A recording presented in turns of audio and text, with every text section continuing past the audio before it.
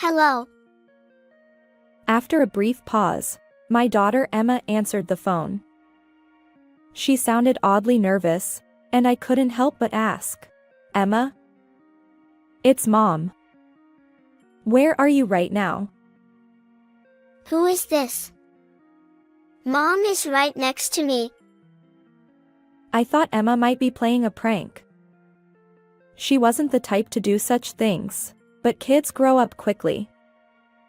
Perhaps she had picked up some mischievous behavior without my knowledge. "Emma, what's going on? Pranks like this aren't okay." It's not a prank. Mom is here next to me. My mom, she's gone. Then who is this a mom? Mom is my new mom. With those words, everything became clear. My name is Natalia. I'm currently a freelance writer. I married my husband, Miles, 7 years ago. 2 years later, we welcomed our daughter, Emma. Emma is incredibly adorable, and Miles and I have poured endless love into her. Despite our occasional arguments, it's safe to say that Emma has held our marriage together. I believe we'll continue living together until Emma grows up, even if it means arguing along the way. Mom, how are you feeling? Don't worry, I'm fine. Just a little tired. But there was one thing weighing on my mind, my mother back home.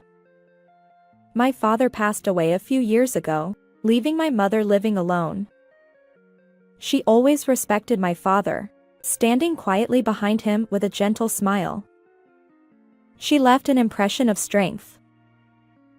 However, after my father's death, my mother's health began to decline. I constantly worried about her. If only I could visit home more often, but it's quite far from where we live. Whenever possible, Emma and I went home to my parents' house, and when it wasn't, I checked in with her over the phone. Since I'll likely be able to come home this week, if there's anything you need, please let me know. You don't have to worry so much about me. As my mother said this while smiling, she seemed quite frail, and an unpleasant premonition lingered in my mind. Unfortunately, that premonition turned out to be true, and soon my mother spent even more time lying in bed. Around that time, it became difficult to visit home in sync with Emma's nursery schedule. I started making solo trips back home, leaving Emma in Miles' care. Sorry to bother you, but can I ask a favor? Despite feeling apologetic, I asked Miles in that manner. However, he always responded with a disapproving expression. I work at the office every day, and I'm exhausted. Yes, I understand. But I'm worried about my mother. Just because you're worried about your mother, does that mean you can neglect your duties as a wife? It's not like that. Miles sighed conspicuously. While I understood Miles' perspective, I couldn't help but think that since we were family, we should support each other. After all, I wasn't a stay-at-home mom. I worked as a writer and sometimes had to travel for assignments. It wasn't just Miles who faced challenges. But then, something unexpected happened with Miles.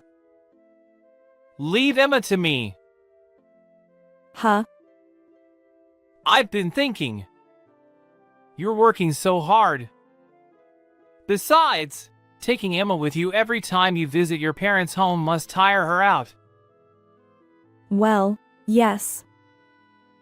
And since you're a freelancer, you have more flexibility alone. It's more practical for me to take care of Emma. That makes sense. For some reason, Miles enthusiastically volunteered to look after Emma. I was taken aback by his sudden change. I wondered if I could truly entrust Emma to him. But Miles had always adored Emma, and at that time, My mother's health was deteriorating significantly. So, I decided to leave Emma in his care until my mother's condition improved a bit. In hindsight, that decision was a mistake. Now, all I feel is regret. After that, I became extremely busy, spending more time on work-related trips and at my parents' house than at home. The act of carrying my laptop while visiting my mother was quite burdensome, but thanks to Miles taking care of Emma, it became much easier. However, during that time, something seemed off with Emma. Emma, what were you doing today? I was out with Dad. Since Miles started looking after Emma, she began acting strangely distant toward me. When I asked her anything, she avoided eye contact and nervously answered. I wondered if Miles had influenced her somehow, but when I asked Emma, she simply replied, "It's nothing." Even when I tried to confront Miles, he just got angry and said, "There's nothing going on." Juggling caregiving and work, I couldn't dedicate much time to this issue. Besides, Miles seemed oddly intent on keeping Emma away from me. Something must be going on, I thought, but I couldn't take action. Then, one day, I received a sudden call. My mother had collapsed. It was a stroke. Ironically, it happened the day after I returned home from visiting my mother. I rushed back to her house.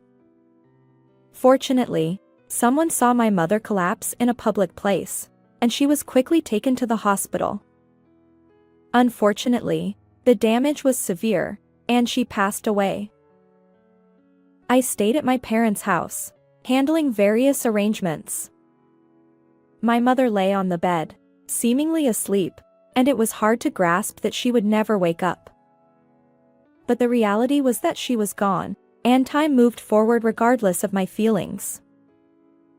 When everything was prepared, I contacted Miles to attend the funeral. Can I skip it? What? I have an important job the next day. It's a family funeral. Can't you take a day off if you explain the reason? She wasn't my parent. Why would you say that? You're so annoying. Fine, I'll go on the day of the funeral. After Miles hung up, I sat there, a mix of anger and disbelief. Even with a busy job, isn't it natural to be there for family during times of sorrow? Miles had hesitated even about attending the funeral. Naturally, Miles didn't help with the preparations. Instead, my aunt and her daughter and her husband volunteered to assist on the day of the funeral. There were many things I didn't understand, and I would have been lost on my own. Thanks to them, I managed to complete all the arrangements, but I felt utterly exhausted. I'm incredibly grateful to my aunt's daughter and her husband, even though they were practically strangers. As for Miles, he arrived just in the nick of time for the funeral and left immediately afterward. Whenever relatives asked about him, I'd vaguely smile and say, "He's a busy person." After the funeral, I planned to return home right away. I felt I needed to resolve things with Miles. However, there were numerous tasks related to my mother's inheritance and changing the property title. Ultimately, I couldn't return home for several days. When I finally got back home, I couldn't believe my eyes. What? My house, which I hadn't visited in a while, felt eerily empty. It seemed like no one had been there for quite some time. I checked inside, and to my surprise, all of Miles' belongings and household items were gone. What is going on? I searched every room. Emma's belongings were also missing. Panicking, I contacted Emma. I had given Emma a child-friendly smartphone.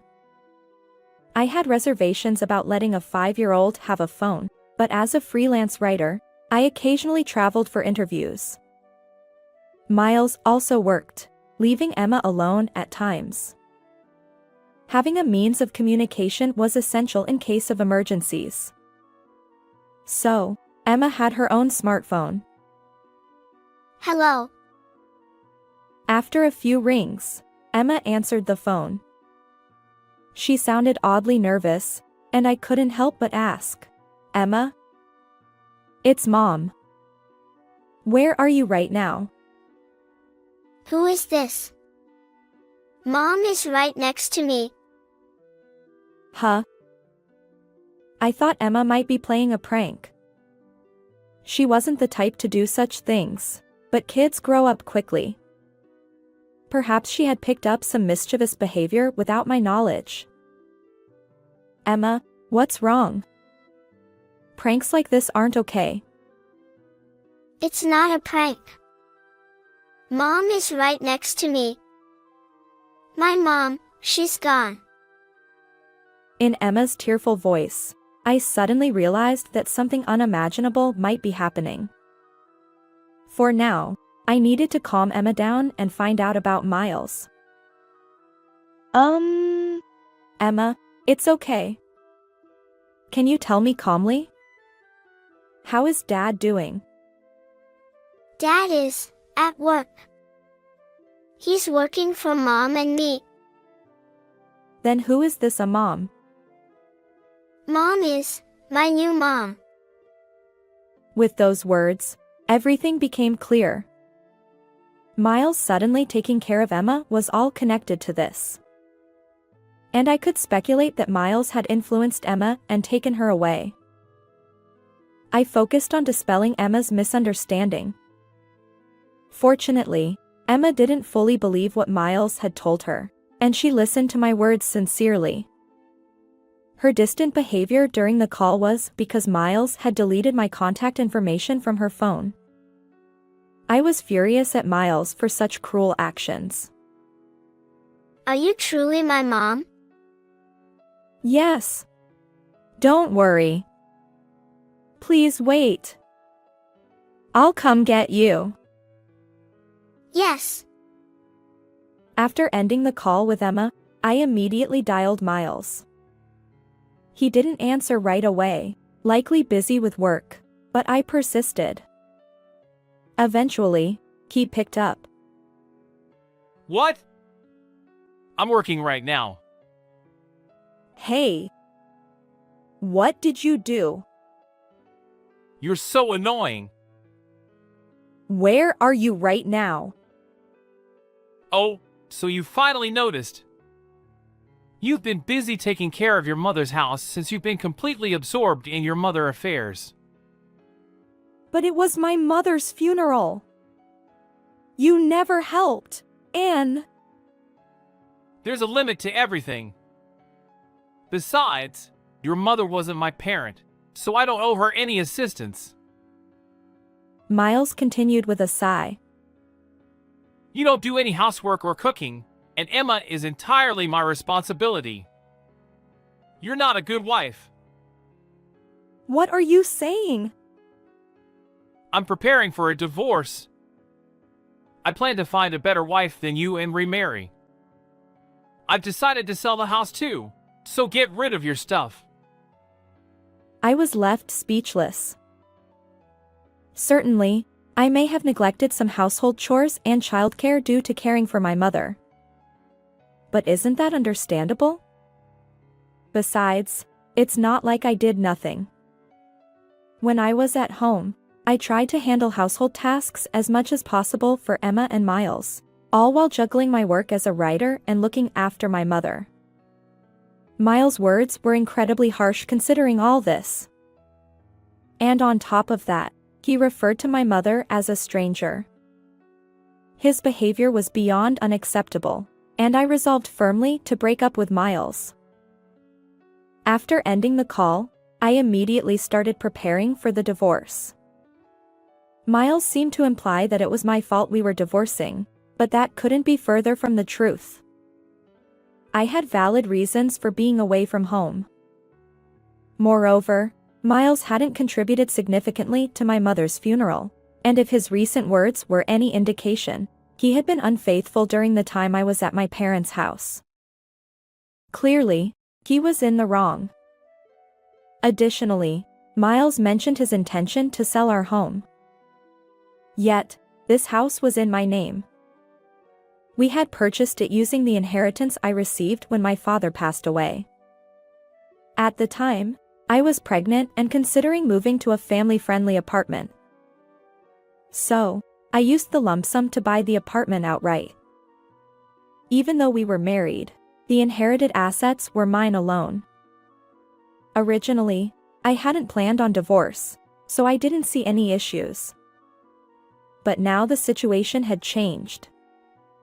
Upon investigation, I discovered that all the real estate documents that should have been at home were missing. Unbelievably, Miles had taken them and used our home as collateral. This was undoubtedly criminal behavior. I hired a private investigator. The facts gradually came to light. While I was caring for my mother at my parents' house, Miles had been cheating all along. And he had done so with Emma in tow.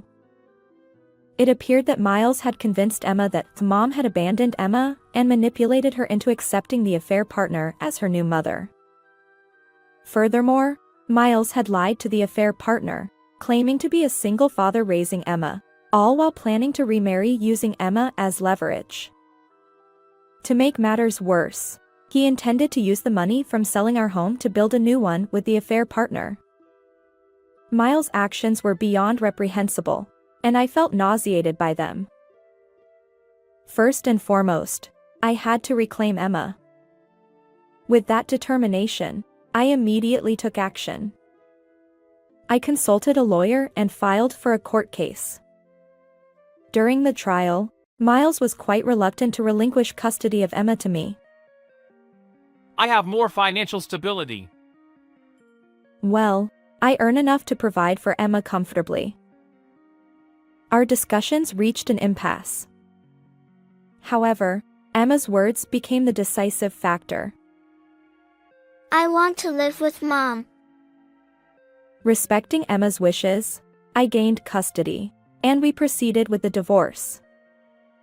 At that time, I decided to claim compensation for the affair-related emotional distress and child support. Wait a minute! What does this mean? By initiating the legal proceedings, Miles was exposed for not having divorced as he claimed. Consequently, the affair partner also accused him of fraud and demanded compensation. As a result, Miles now struggles financially due to payments for emotional distress to me and child support, as well as compensation to the affair partner. Currently, he supplements his income from his main job with late-night part-time work, barely making ends meet.